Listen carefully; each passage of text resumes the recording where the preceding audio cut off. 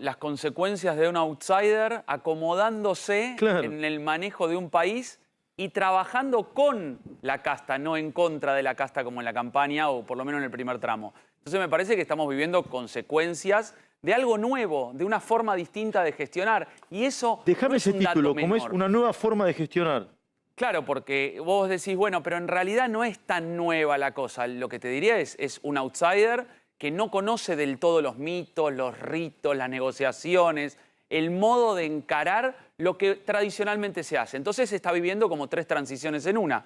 Con Alberto Fernández una, él mismo está viviendo su transición de candidato disruptivo, provocador, de alguna manera moderándose y poniéndose el traje de presidente, y la otra, la interna, la más interesante, la más importante, entendiendo que es una consecuencia entre la posterior a las generales, en donde hubo un pacto de Acasuso, en donde se encontraron y articularon, y un posterior a las generales. Y acá es un dato clave, quizá ganó por más diferencia de la que esperaba, por lo tanto también empoderó a esta figura que viene de afuera. Entonces hay una consecuencia natural de esta situación. ¿Saben que el rol de Bullrich? Sí, probablemente con una astucia política muy Sí, interesante, obvio, y porque audacia. Juntos por el Cambio, y yo digo que ahí hay astucia política, porque Juntos por el Cambio quedaba afuera de una elección y en su historia había quedado fuera de la competencia. Tenía un mes, digamos, opinando de afuera, como analistas políticos, como periodistas, pero no adentro. Y ese momento, ese domingo, ese pacto, esa charla en Acasuso, lo que hizo fue ponerla nuevamente en primer plano a Patricia Bullrich y a Luis Petri, que habían sido derrotados horas antes y se pusieron en primer plano nacional. ¿Hay golpistas en la oposición o no? En la reflexión sobre los ritos, las tradiciones de la política, te diría que evaluemos en el último tiempo quiénes fueron los electos presidentes. Y casi que te diría que vos tenés primero Macri, después Alberto y después Milei. Tres figuras que capitalizaron por lo desconocido. Lo otro es peor. La política tradicional era peor, porque Macri, no nos olvidemos, 2015, venía como con un velo, digamos, de desconocimiento, por más de que había venido del gobierno de la ciudad y tenía un partido político conformado, pero era el primer indicio de que la política tradicional no era la que estaba siendo elegida. Después vino Alberto, desconocido claramente, con la política detrás, en la elección de Cristina, y ahora viene Milei. No alcanzó.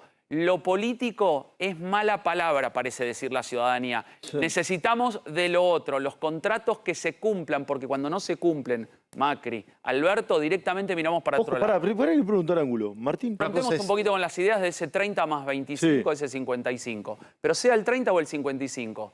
Primeramente votó por enojo, lo otro no. El miedo a la continuidad. Me parece que ahí es claro que no se votó específicamente por la propuesta. Vos agarrás propuesta por propuesta en cualquier focus, encuesta, y vas a notar que Gaby, el 55% no va a estar de acuerdo. Seguime en esto, me puedo confundir. Seguime en esto. Todos los días en la radio, en El Observador, hablo con los oyentes. Todo el día. Pongo 70, 60 personas al aire.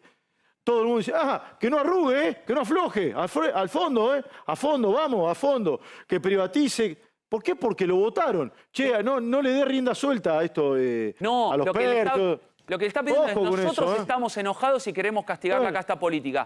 Por favor, Esperanza Milei, no arrugues en el hecho de volverte casta. Eso me parece que es el mensaje que recibís en la radio. Vos decís, el pasado es referencia. Es una referencia de campaña medio contradictoria. Hay un Milei A y un Milei B. Hay un Milei más moderado y más disruptivo. Hay una propuesta para un lado y la dolarización, no sé, 9 meses y otra en 35 años. ¿Hay voucher o no voucher?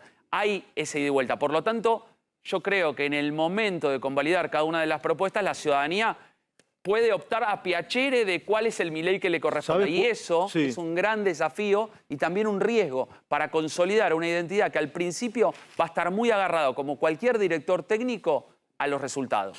Gracias, Gaby, querido. Gabriel Lavicki, gracias. Ya está Artana, vamos a hablar con Daniel Artana en un minuto nada más. Hay mucha información. Alfa Romeo nos presenta Stelvio de Inconfundible.